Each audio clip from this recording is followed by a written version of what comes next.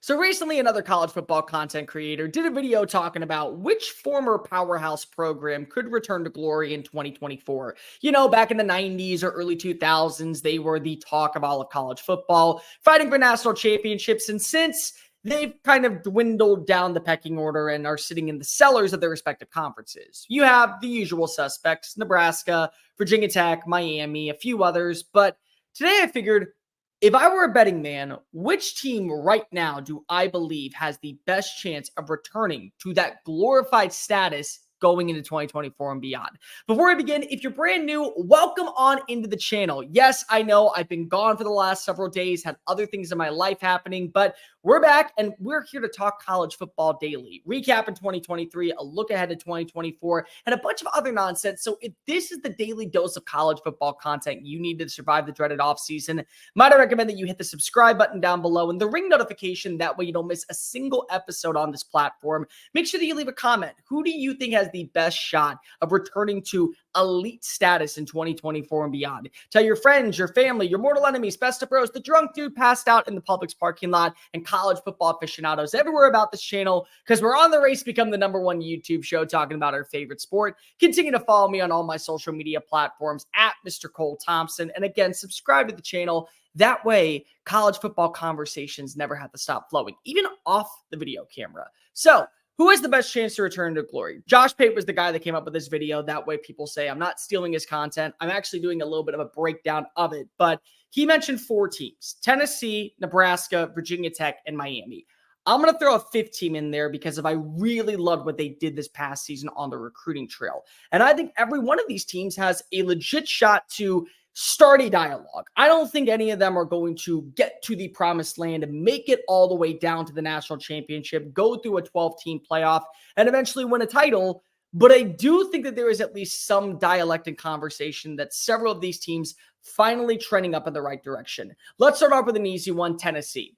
Tennessee's biggest problem has never been the acquisition of talent. You go back and you look at several of the names in Knoxville, who they've been able to provide, what players eventually come out and find their way to the NFL draft. The atmosphere in Neyland is second to none. You could argue that in the SEC alone, maybe 2 or 3 other campuses have better atmospheres come Saturday morning when there's an 11 a.m. kick and carries all the way over until 6 p.m.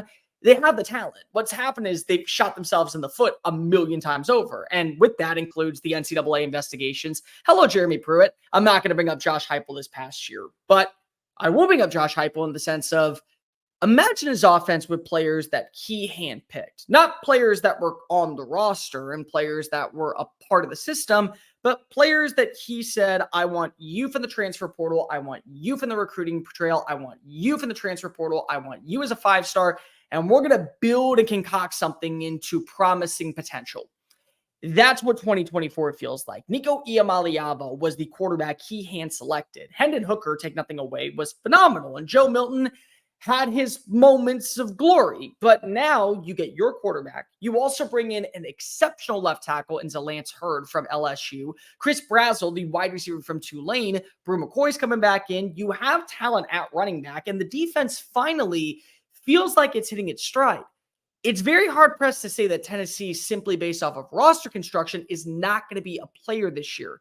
And then you look at their schedule. There are some daunting games, but there are some easy wins as well. Chattanooga, Kent State, Arkansas, Kentucky, Mississippi State, UTEP, and Vanderbilt, you all should be able to say easy win, or at least significant win.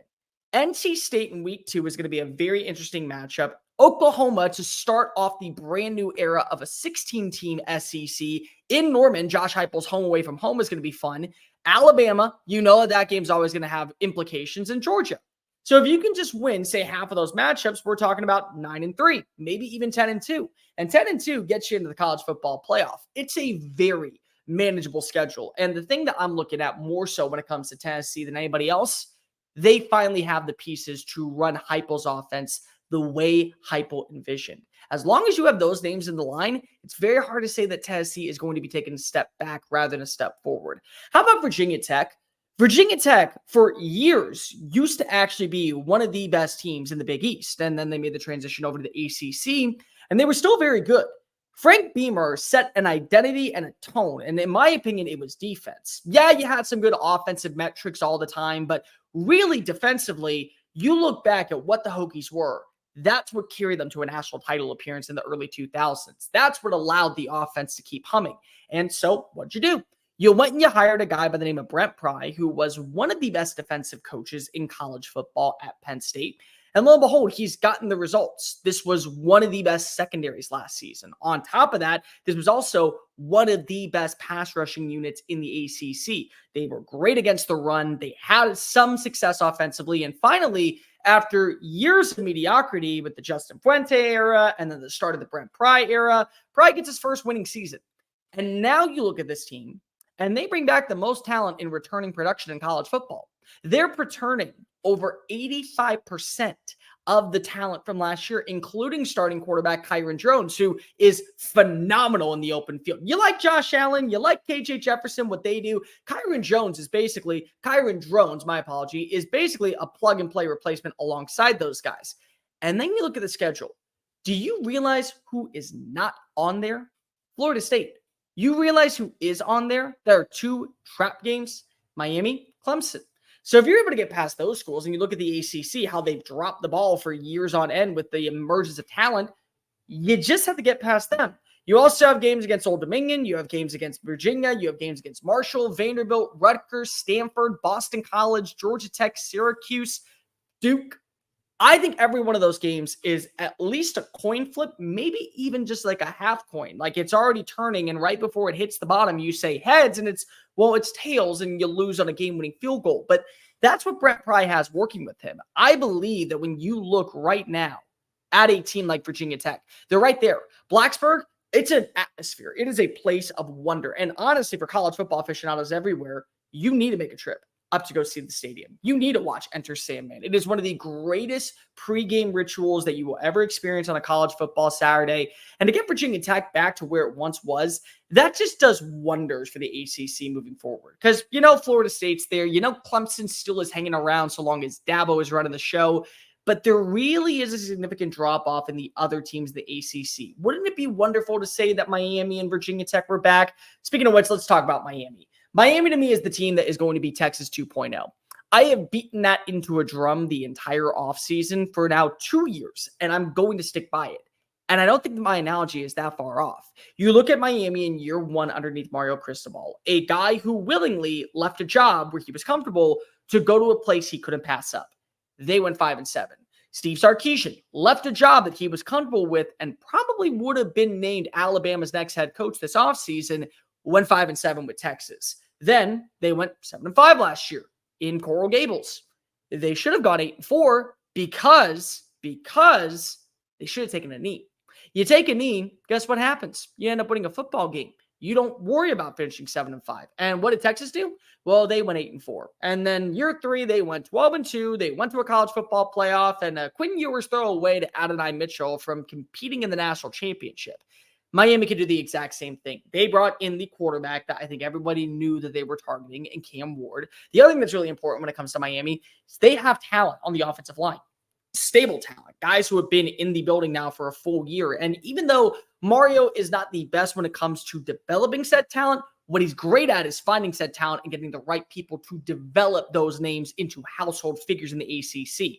Miami can be a powerhouse program. Don't say they can't. Anyone remember the U back in the 90s and the early 2000s? They haven't been to a national title in over 2 decades, but they still are a program that carries a pedigree. And the resources are there. The funding is there. The boosters are there. Yes, it stinks that they tore down the Orange Bowl and now you got to play at Hard Rock. But besides that, I look at this team and I say to myself, every offseason, it all comes down to certain figures. They messed up when they had to go ahead and do the hire with Manny Diaz. And the reason why the Manny Diaz hire was so bad was he never felt like the guy.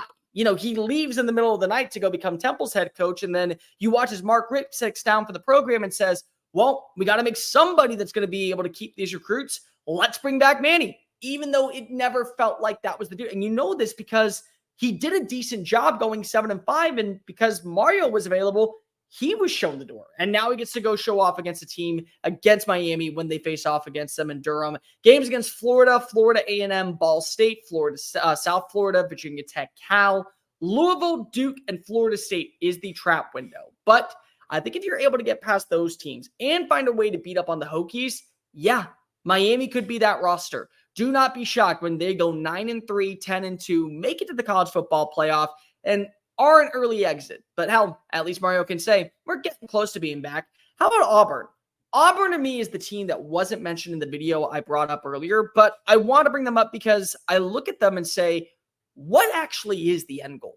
Auburn to me is the toughest job in college football. I have been on the record saying that since I was in college at Alabama, and I stand by it. Not only are you recruiting against some of the best names in the SEC, including Alabama and Georgia and Tennessee, which is right above you, you also have to play Alabama and Auburn and Georgia every single year.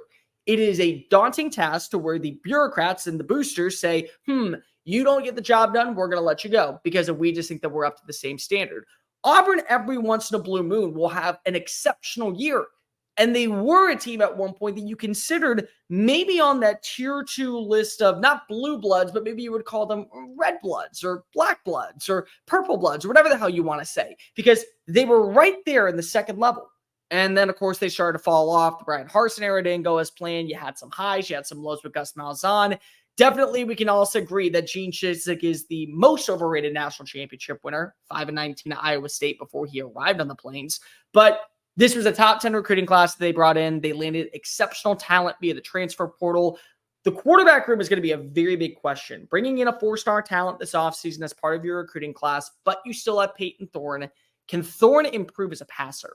Do you feel like with the addition of Cam Williams, do you feel like with the addition of other wide receivers, there can be that cohesion and balance to where you don't have to go into the transfer portal if you're Hugh Freeze?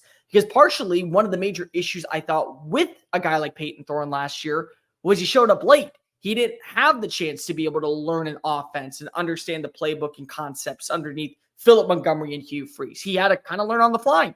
And to me, if you have to learn on the fly, you're in a lot of trouble.